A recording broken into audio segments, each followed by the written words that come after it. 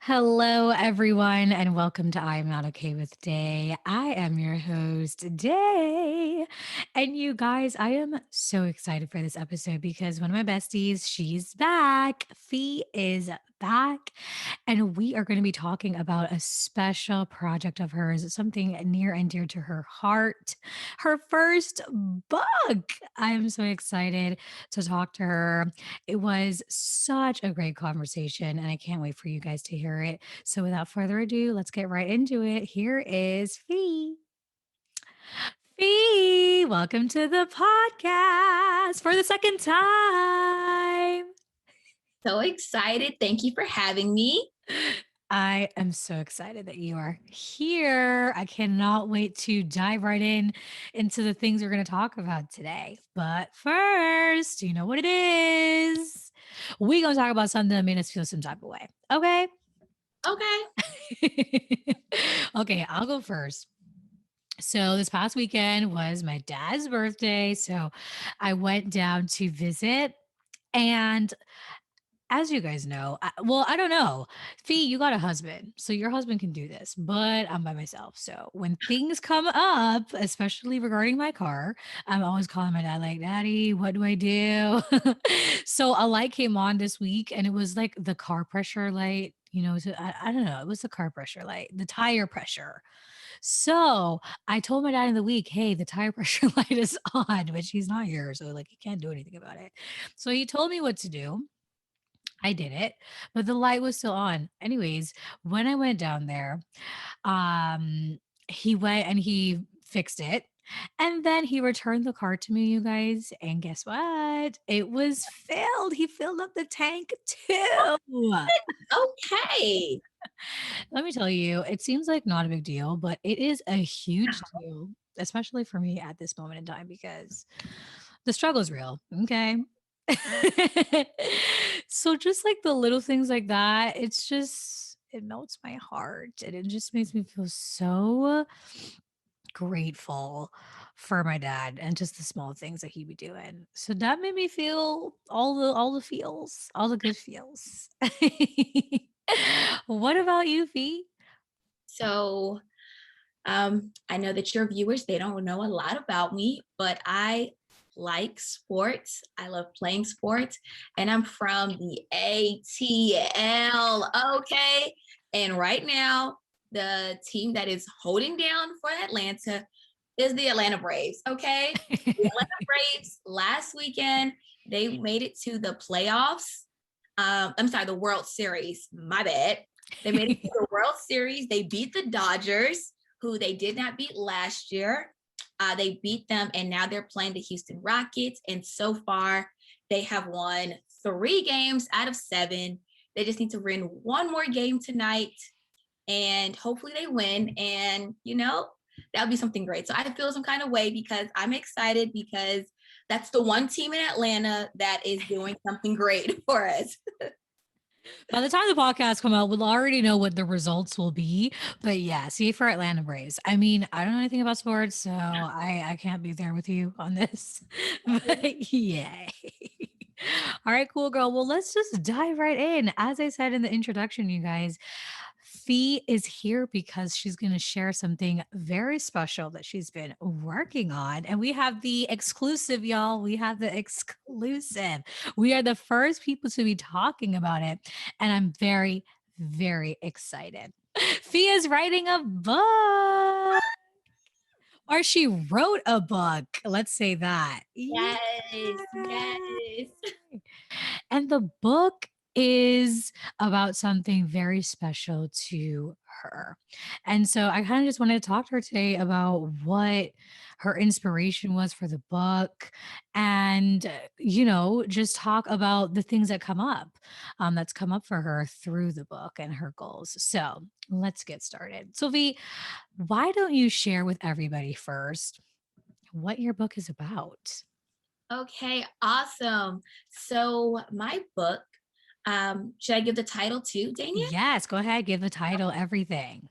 So the title of my book is Ashley's Journey to Joy. And this book is so dear to me because it's all about child grief. And It's about my story. Um, my dad passed away when I was a child, and um, I wanted to do something where I can share the experience of, yes, I was upset. Yes, I had some hurts, but I'm on this journey to joy. And seeing that, we have so many people that have lost loved ones, so many children that have lost loved ones due to so many different things, COVID-19, cancer, um, homicide, unfortunately. Um, but where are the books that give children hope? Where are the books that give children some joy? And that's what my book is all about. Just trying to work with children as they navigate these different feelings and emotions, and just kind of letting them know that each emotion that they feel is valid. It's so real, and it's okay to feel those feelings in that moment. I just love that so much, and I'm so proud of you, Fee. It's amazing. As you said, like, your book really was inspired by, your dad's death, and so, I thought it would be good to talk about, what it was like going through that as a kid and just the grief and the loss and the healing journey. So, why don't you tell us first, like, how old were you when your dad passed? Like, what was the situation when your dad Oh, passed away? perfect. So I was in eighth grade. I was just about to graduate from my junior academy. Um, it was February 2006. I was 13 years old, and I remember exactly where I was the moment that I found out that my dad had passed away. Um, so it was February, and my dad, prior to his passing, I want to say maybe like early 2001, early 2000s, he had gotten really sick. And, I didn't know, my brother and my sister, we didn't know that my dad had been sick all of our lives, and we just didn't know it. My parents did a good job of protecting us from him being ill.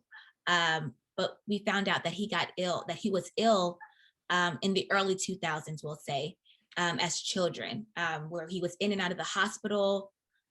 We spent time with different relatives, different family friends, um, because my mom and dad didn't want my brother, my sister, and I to see how sick my dad truly was. So, um, February 2006, my dad and mom, they go on this amazing um, married lovers retreat for Valentine's Day.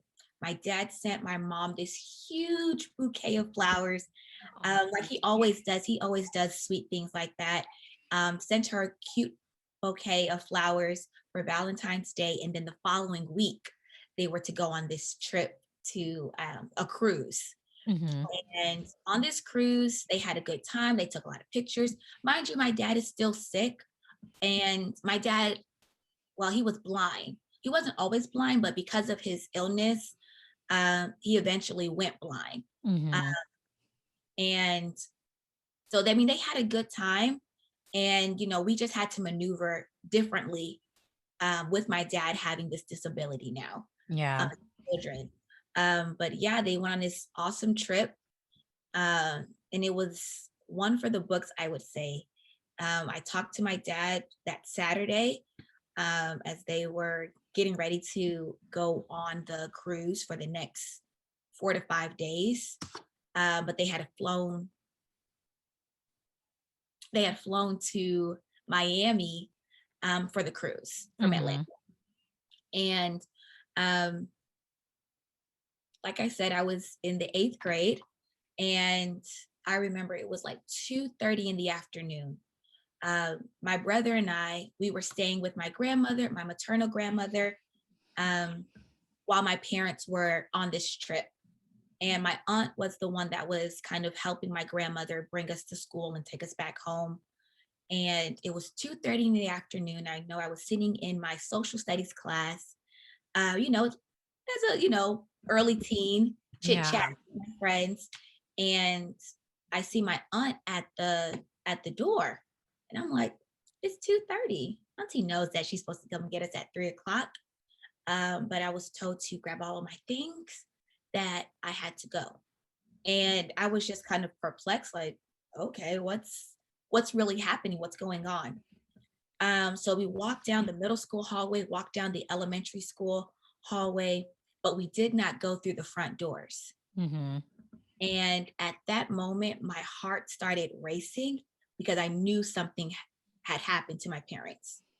I didn't know exactly what, but because we didn't go exit out of the front doors Mhm. to the front office. And we went into the principal's office. And now I'm kind of like, what is going on? And I'm praying to myself, for Jesus, please don't let the ship, um, watch the Titanic, I know. the Titanic. And it's just, please don't let the ship sink or anything like Jesus, please let my parents be okay. That's what I'm praying. And I didn't tell anybody this.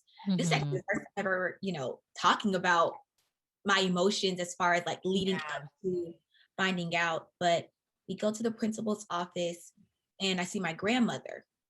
And now I'm like, yo, something really is going on and it's not good because my grandmother is standing there. She has tears in her eyes. And so Mhm. that makes me start crying. Um, I start crying and I'm just like, what is going on? They had the high school, not the principal, but the high school Bible teacher. She was in the room with us. And my grandmother held my hand and she said, something happened um, while your parents were away. And I'm thinking now both of my parents, not Mhm. thinking that it's, one or the other, but just thinking that, oh Lord Jesus, something happened to my parents. But she said, your dad passed away. And I was like, what?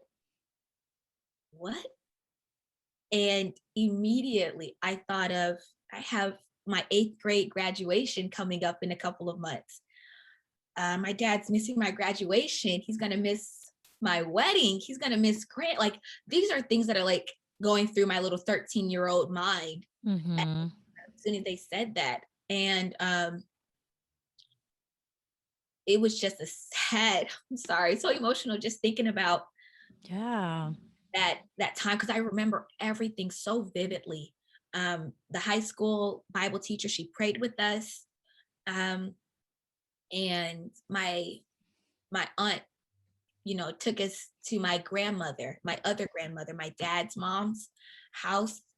And um, when we got there, my brother and I, my mom was there already Mhm. because apparently my dad, they made it back from the cruise, but um, when they came back to Miami, um, he passed away at my aunt's house, my great aunt's house. That's where they were staying in the transition of coming off Mhm. the ship, off the cruise, and traveling back to Atlanta. I think they were supposed to fly back that night or that Friday morning, but it was the Thursday, February 23rd, 2006.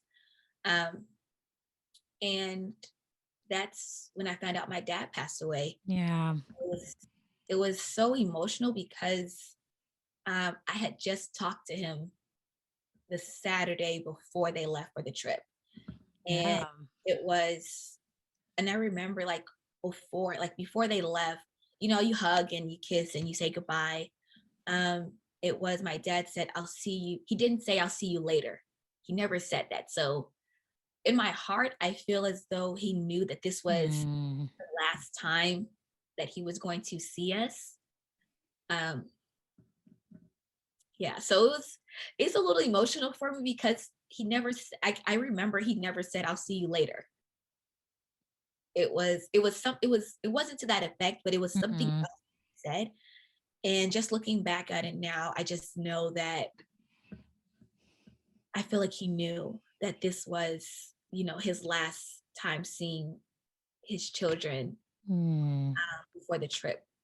But what I can say is that I just praise God that my mom and dad had this opportunity to be together and to celebrate their love, to celebrate their union. And I know, like, um, yeah, it was difficult for us as the children, but just like I know my mom had a super hard time, trying to navigate with my sister was 8 years older. So Mhm. she was already grown and gone and, Yeah. doing her own thing. But it was my brother and I, 13 and 12. And what was so crazy was that my birthday was a month later and 5 days. So my dad passed away a month and 5 days before my 14th birthday. Um, so it was just, a lot of different emotions. And Yeah. I mean, pretty much sum that up. That's kind of how I found out that my dad passed away. Mhm. So, like as a kid, like you were saying, you're thinking about all these things as you're hearing this, like all the things he's gonna miss, and then you're feeling all the emotions. Like, do you remember what it was like? Like your birthday was right around the corner. Like, what was it like kind of going through what do you remember feeling as a kid? Like as you went through trying to navigate life without your dad? I can say that I remember it was so difficult. It was so difficult. Um, because we were still in the house that, I was growing up in, that my parents, Yeah. when I was a child. Um, so I know, like, it was difficult those first few weeks, because I couldn't believe that my dad was gone. It was it was so, like, surreal. Like, this can't be happening. Yeah. When did it, Like, like, sink in for you? oh, for sure at the funeral. For sure at the funeral when they, um because it was like a open casket at first. You know how they have the Mhm, funerals where the mhm. casket is open and the family walks down the aisle of the church or whatever. And then after they, family, the processional, they closed the casket. That was when it was real. That was when it was real. And it kind of, because I hadn't seen my dad for almost a week prior Mhm. to his death, it almost felt like he was still on vacation somewhere. Yeah. That's how it really felt. Um, but it didn't sink in until I saw my dad in the casket. Um, Mhm. and it was difficult. It was extremely difficult because, at our house, every room had a memory of my dad. And it was great having those memories, but it was also very difficult trying to have those memories because it was like daddy's not here anymore. Mhm. Um, but yeah, daddy's not here anymore to share in these memories or to make new memories. It was just very difficult trying to live in that house. And Yeah. my mom, like, I just thank God for my mom because um she really tried to make us as comfortable as possible. She was saying that, oh, we'll get new furniture and we will redo the house to Mhm. make it look different. But those emotions of helping my dad up the stairs, like I mentioned, he was blind. So Mhm. helping him up the stairs, or um, he would sit downstairs in the den, and being downstairs, it felt weird without him being there, or having the pool table without him playing pool with us. um, and every space in that house had some type of memory. Yeah. um, for I think for about my dad died February, March, April, May. Um, my mom said we're gonna move, and I think it was best because, like, my mom, she was crying every day, Mhm. which was because we see you never want to see their mom in pain, um, or that just that level of pain of loving someone for 20 years and now Yeah. they're just, no longer with us anymore. So, seeing her in pain made us, more pain because it was just sad, it's just Yeah. sad and trying to figure out everything um on just how to maneuver. So sorry, I know it took kind of the long way around, but to answer your question, it was difficult trying to maneuver through this time. Um and I can say that my name Felicia means happy. Um and up until that point, I was a very happy child, very Yeah. happy go lucky, a lot of things, I would have, as a teenager, you have an attitude, whatever, preteen. Mhm. But for the most part, I was really a happy go lucky type of person. Yeah. And when my dad died, my whole person, I didn't care. I didn't care about the rules. I was a rule follower before, and um, I didn't care about rules. I didn't care about being respectful. Um, my dad's death, uh, I want to say it turned me into a different person because I did not know how to um, balance my emotions. Because there will be a song that would play. There would be, I would smell his cologne. Mhm. I would, um, just different things would remind me of him. And, I was angry at God for a long time. Like, why did he have to take my dad? Like, it was just a lot that trying to maneuver. And Mm. like, as adults, we still have a hard time dealing with death, Exactly. the loss of a loved one. And for a child to do that, that is, as a child, you don't have the tools. As an adult, Mhm. you have life experiences, you have different ways that you can maneuver, uh, Yeah. and kind of like push through and move forward. But as a child, you don't have those tools in your toolbox. You just know that, well, I just knew that my daddy wasn't here anymore. And I Mhm. was mad at the world. I was angry at God. I was upset that my dad had to be the one to die. Mhm. Um, yeah, I was really angry. Yeah. Really angry. And rightfully so. I mean, I feel like anyone, even now, any kind of loss like that would definitely um, create anger, and it's totally valid. Did you like get into any therapy as a kid or anything like that to kind of help you? Did your mom, you know, what was that like? Yeah, so I did my own personal therapy. Mhm. I journaled every day. Uh, Yeah. I just kind of, because I felt like no one understood how I was feeling. My friends at school, they didn't know, they didn't understand, they didn't know how to, Mhm. they didn't have the right words, or it would be like, oh, you're crying about your dad again, and it was like, Mm. But you still have yours." It's like it was things like that. So I would journal every day, but because of this traumatic event that happened in my life, um, my mom, she was like, "This person that you are now becoming is not beneficial." Mhm. And it was actually my aunt who found this organization here in Atlanta. It's called Kate's Club, for children that have lost a parent or a loved one. And it just happened to be on the radio.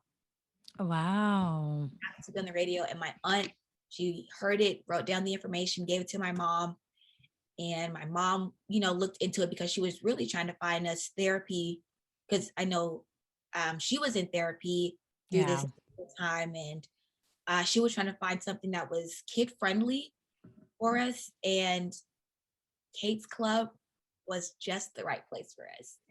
When I say that,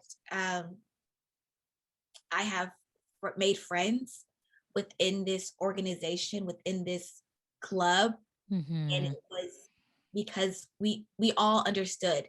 There was no words that needed to be said. There was no reasoning of why I was crying or Mhm. why I just kind of wanted to be by myself. It was like a silent membership of, I understand. Mhm. I understand. And it was great to have friends that understood. Yeah. And that I think that helped a lot because in this organization, we do different activities together, like a Mhm. club. So we would go skating together, we would go to basketball games together. But what we did also together was we did art therapy, Mhm. do music therapy, um, where for me it didn't feel as though I was talking about my feelings. Yeah. Some old white guy in a chair with the glasses and a clipboard writing Mhm. things down. Yeah. I don't know why that was the image, Yeah. but it felt like it was it not felt like, but it was a safe space where I could share how I Mhm. felt without any judgment. Yeah. And that right there was my saving grace. That was Mhm. what I needed personally to, start this healing process.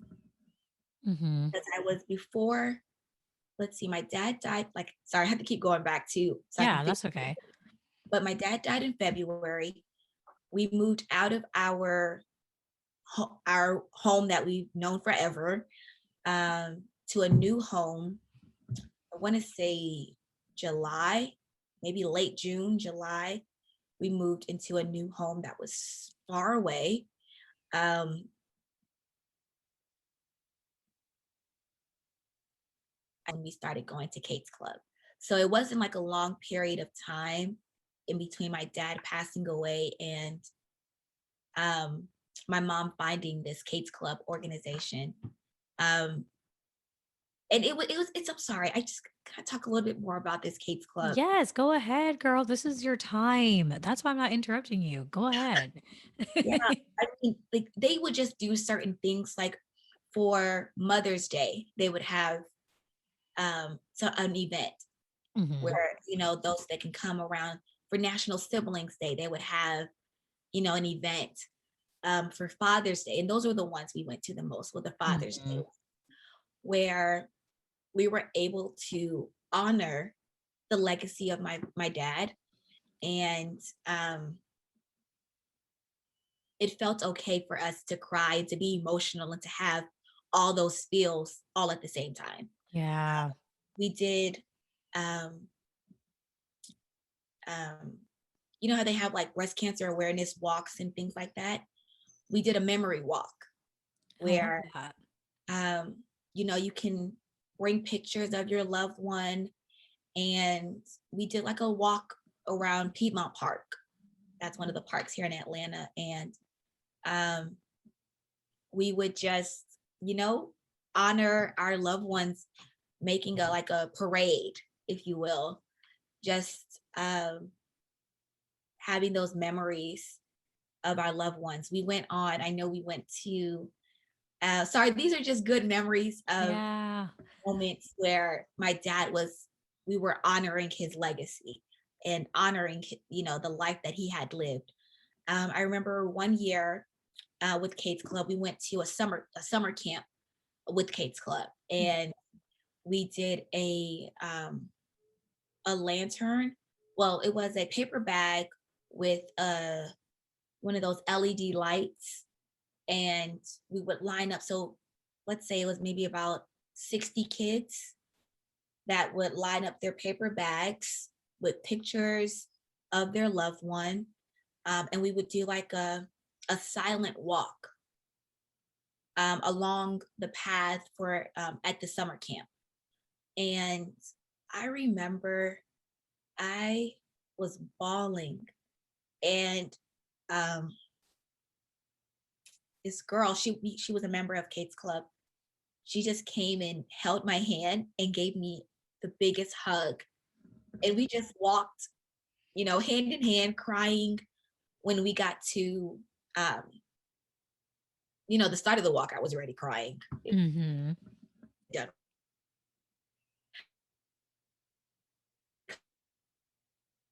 Went in silence, and she just hugged me. Um, it was just great. You know what I mean? Like, just that there was no need for us to communicate anything other than I'm here for you. And when we went to, her bag where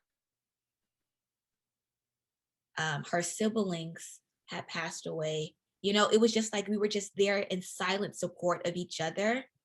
And that is one of like my fondest memories of Kate's Club.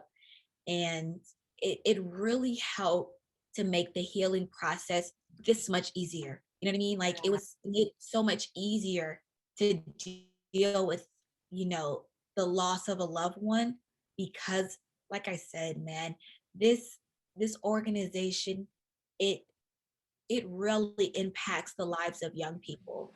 Yeah.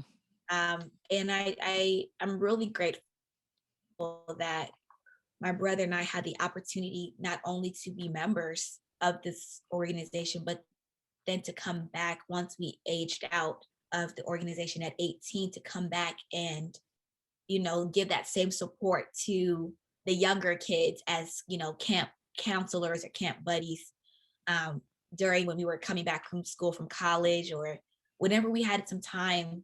And I'm just so thankful for it. Just Oh, that opportunity, because it yeah. really it really helped. It really helped. That is so beautiful. I love what Kate's Club is doing and did for you. And in a way, I feel like with your book, you're doing the same thing. And I just love it. And we need more of that. So that's awesome. Would you say that Kate's Club was the thing that like kind of shifted your perspective on life? Or what would you say was the thing that shifted because you were having this attitude, you were really struggling with managing your emotions about this thing? What then like shifted for you? I would definitely say it was Kate's Club. It really was. Just how, we had, we called the adults, we called them buddies. So we didn't call them, camp counselors or whatever. We called them buddies. Mhm. The idea was that they are our buddy in this healing process. Um, and the buddies, um, they were really there for us. Well, for me, during this time where I could really kind of let out everything. And I think it was really, there was no judgment. You can cry and it's okay. You can be angry and it's okay. You can be mad at the world. It's okay. And that was my saving grace, like I mentioned, because at school, I I was the only one at my school that had experienced a close relative passing away. So at school, it was, um, no one understood. I did have, Mhm. some really good friends that, I remember my freshman year of high school, we had some type of chapel event or something where we were whole school for the high school. And I don't know what was said. I don't know what triggered it. It maybe it didn't have to be a trigger. The thought of my dad, man, it just kind of like overwhelmed me. Um, and I was falling. And I know I had a friend, um, my close friends, they were really, really good about it. But I had this one friend, um, I love her to pieces. Anytime that she would see that I needed, like, at that moment, she would just say, "Oh, her contacts are messed up." That was, and people left me alone. They weren't asking what's wrong. She kind of knew. I don't know if I gave her like a certain signal or whatever, but she would come and just like, "Oh, Miss So and So, I got let me help Felicia with her contacts. They came out, so I got to help her. That's why her eyes are so watery. Or she would say, oh, she has allergies. Or she would just say something that would kind of avoid the conversation of Mhm. what's wrong. Because I think sometimes that can be overwhelming. Yeah. Uh, as you know, as young people, that I mean, for adults, when people are asking you constantly what's going on, when you're trying to figure out how to Right. You don't even know yourself. exactly, you're just here barely existing. Um, but yeah, I can just say like Kate's Club really helped. And, you know, having that really close community of friends at school that they did not understand, but they what's the word I'm trying to find, Danielle?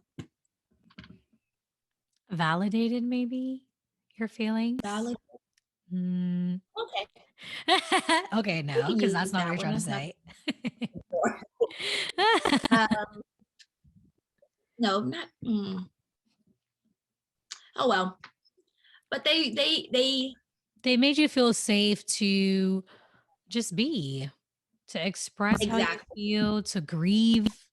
They made you feel safe to grieve. Yeah, yeah. I think that's the easiest way to put it. Yeah. So now here we are, and you wrote this book. Like, what made you decide to write this book? Oh boy. So um I've always had it in my mind that I wanted to do something that was going to preserve my dad's legacy. I wanted to do some really great thing because I felt like my dad was just that. Okay. I felt like he was great. Okay. I felt like Yes. he was all that and then some. Okay.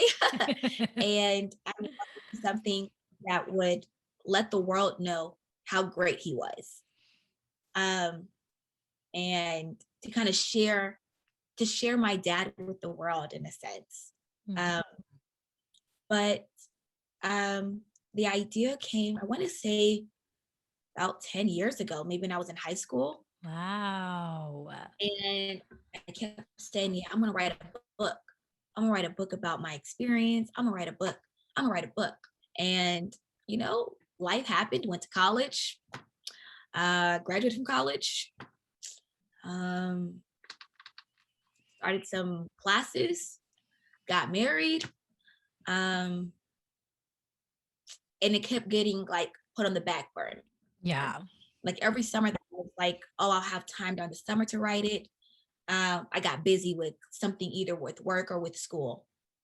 Um, and I had a coworker a couple of years ago, and I told her about, you know, I want to write this book because, you know, growing up, I didn't see a lot of books about child grief, and I wanted to um, have a platform for that. And then Mhm. I didn't see books about African American children um, experiencing such a loss. Yeah. And I wanted to do something where um, children can have an opportunity to kind of share in this healing process, but also, or more specifically, for African American children. Um, who have gone through the same thing or who are experiencing the loss of a loved one. And so my coworker, I was telling her all this jazz, and she said, "Just write it." And I was like, "I don't have time to write it, sis. There's no time to write this book. I have to wait until I finish school. Yeah. I have to wait until I finish, you know, getting all the stuff ready for the wedding." It was always some excuse, and I can say one night, maybe about 2 years ago. So you see, like this is such a long process to kind of get to where we are now. But about maybe 2 3 years ago, the Holy Spirit woke me up in the middle of the night and gave me the entire book. Right. So now we're Wow. 3 years out. The book is all written, all on my phone, of course. Um, but then it was okay, it has to go more than just on paper. and I want it to be a book for children. I want it to Yes. be a book for children. And maybe later on in life, some type of memoir, I don't know. But right now, my focus was children, because, I'm a teacher and I'm so passionate about children and um, their emotions, their feelings, their health in general, period. Yeah. Um, so the book then, I typed it up on my laptop, and then another year or so, it sat on my laptop because I said, Lord Jesus, I do not illustrate. I cannot draw to save life. Which is not true. It's- I would have to say I can't draw. Well, But wow, yeah, and that's where I'm getting to. So uh-huh. I, I didn't want, some rando to illustrate the book because I wanted someone who kind of understood my emotions, who understood how I was feeling, or, who was there with me during the process, either while it happened when I was in eighth grade, in high school, or even in college. Mhm. I really wanted someone who was with me during this process to help get my thoughts onto in the pictures. Mhm. And a couple people that I asked, they were just unavailable. Not that the child had another child, just started law school. So I mean, their lives got busy, and so it was back into my lap of what do I do with this. I think it was an amazing book that I wrote about how I felt. And but through this process of trying to find an illustrator, I just kind of kept, with the Holy Spirit and with the help of a lot of my friends and my support team. We love it. It was, the book kept getting refined. It kept getting refined. It's the title that I had, I didn't really like it. It wasn't appealing for children. Um, and then I had a coworker who's also a teacher to read it to, how does it flow from the perspective of a teacher, maybe using this book. And then Mhm. I had one of my students' parents rather, to read the book. How does this flow from the perspective of a parent explaining this to a child? And then I had a student read it. How does this flow for a child? Mhm. Like, does this make sense when you read it? So I kind of had like three different perspectives going on Yeah. because I wanted it to be where, number one, that it was clear enough for a child to understand. And then two, I wanted it to be maybe a good resource for either a teacher in a classroom or a parent at home to use this book to kind of help explain the different emotions, Yeah. or as a tool, as a resource um, for a young person. And Mhm. the book kind of just evolved into something really great. Uh, I'm propping myself up, I guess. Not No, you really. need to because I agree. Stania. But yeah, so that's kind of how the book came to be where it was. I was in this Facebook group that also I was like, getting some feedback from people that did Mhm. not know me. So it wasn't like a biased opinion, but Right. like a very truthful opinion about the book. So this book was a long, long time coming. So Yeah. finally, after all of this like refining, um, I said, well, maybe I can get my students to draw the pictures. It'll be really cute. Mhm. That came with a whole lot of legal background that Oh, I yeah. with. Uh-huh. So I went to YouTube and said, YouTube University, Okay. help a sister out. And yeah, so I was able to kind of figure it out. And I did it all by myself with the help of the Holy Spirit, of course. Okay, snaps for you.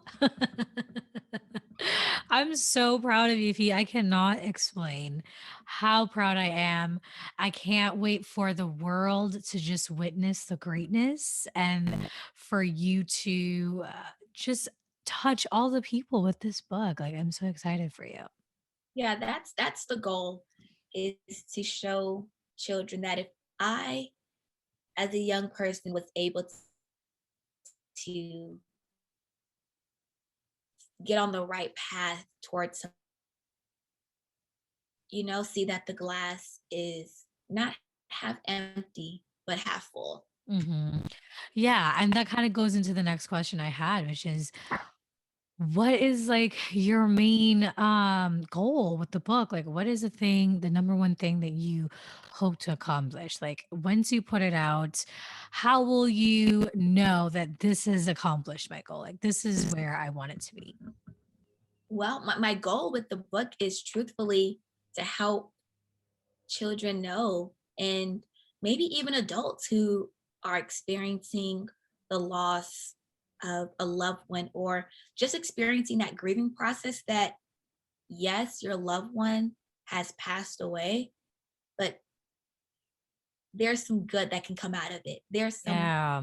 There is still some hope. Like, um the moment I realized that my dad's death was not in vain was Hmm. um 2015. My brother and I were asked to be on the Meredith Vieira show.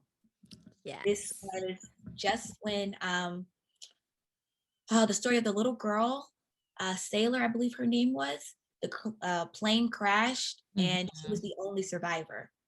And they were talking about child grief, and they flew my brother and I from Atlanta to New York to kind of just share our experience of being a child that has lost a parent, and how have you maneuvered through it. Hmm. And it was in that moment that I knew that my dad's death was not in vain, because there are so many children out there that have unfortunately lost a parent, a loved one, a guardian, a sibling. And um, maybe my story of my experience with my dad passing away can help someone else know that, yeah, there'll be some sad days, Hmm. but there'll be some good days as well.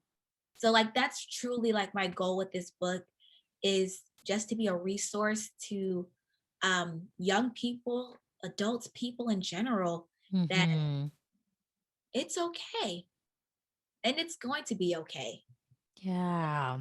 You are going to be okay through this process, because this process is not ended now. It's been almost 16 years. Well, Hmm. February 2022 will be 16 years that my dad passed away. And there's some days where I can talk about it, my dad, and just be really brave about it. And there's some days where just the thought of my dad just kind of makes me feel small, or just that he's Hmm. not here. All those emotions come back. So I mean, like I said, it's almost been 16 years. And at the beginning of this podcast video, I was talking about my dad, and the tears just started flowing. Yeah. And that's okay. Yes. Really okay. And that's really what I know, that it's okay.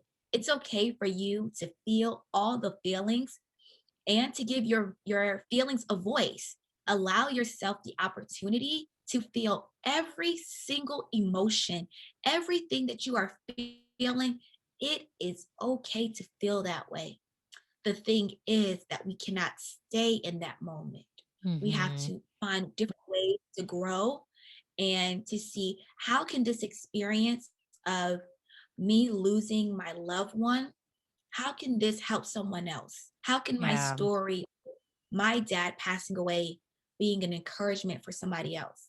And I think that's what has helped me in this process, is trying to find the joy. And that's, the title of the book, Ashley's Journey to Joy, because no, I have not arrived. It's still a journey, and every day it's a journey. But the thing is that I have to find the joy in this experience. Yeah, it sounds really crazy. It sounds really like not the normal thing to do. If someone dies in your family or your loved one, you expect people to be in this dark Mhm. depression. And what I can say, that's not healthy for you. It's not. And you have to peel back the curtains, let the sunlight come through, get out there, get some fresh water, get some fresh air, and find the joy in, Yeah. in seeing that the glass is half full. I just love that feat. I love it, and I love the message of it's okay, whatever it is that you're feeling, it's okay. It's very much in line with the purpose of this podcast, you know? And I think it's relevant for children, adults, everybody. Everybody can learn something from this. So I love it. I love you. I cannot wait for everything to come out. So now I'm going to give you a chance to plug away. Okay. Tell us, when's the book coming out? Where can we get it? All the things. Okay, awesome. So the book will be on Amazon. It will be released early February 2022. You can follow me on Instagram at Teaching Fabulously, or on YouTube, Okay. Teaching Fabulously, or at my website, www.teachingfabulously.com, just to kind of get some updates on what's happening with the book. But we will have a release party February, late February, around the anniversary of my dad's passing. No, right? It's not vision. This is an exciting occasion to celebrate my dad's legacy, to celebrate those that I have lost since my dad's passing. Um, it's to celebrate life and just to be thankful for those moments I did have with my loved ones. Yes. I love it. I cannot wait for February. You guys, I will put all of the links, all of the everything in the description below or in the description on the podcast. So don't worry. You guys will have access to it. And of course, honestly, closer to the time in February, I'm going to be plugging it, letting you guys know, reminding you guys. So go ahead, support my bestie, follow her on all the things, and go ahead and buy the book when it comes out. So thank Yes. you so much, Fee, for sharing this with us. Before we go, you know what we do here. Let's talk about what God has taught me. What is something that you feel God has taught you? And it could be recently with the this loss as we're talking about, anything. What do you think? Okay, so truthfully, what God has taught me is to find joy. I mean, I think that's the theme of my life right now, is finding joy. Um, can I share this verse? Yes, go ahead. Perfect. Sorry, I thought I had it pulled up already. It's all good. It comes from Romans 5, and I'm going to read from the International Children's Version of the Bible. And it says, Romans 5, verse 3 through 5. And we also have joy with our troubles, because we know that these troubles produce patience, and patience produces character, and character produces hope. And this hope will never disappoint us, because God has poured out his love to fill our hearts. God gave his love through the Holy Spirit, whom God has given to us. Um, and that's Romans 5, 3 through 5. And that right there pretty much sums up what God has taught me, is that everything that you are experiencing, it's to help refine your character. I It's to love it. help you to be a better person, but it's also to help you to make heaven your home. Ah, I love that.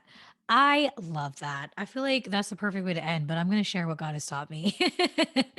um, so I feel like something I'm really, really learning in this time is to go to God for whatever is happening because he answers prayers.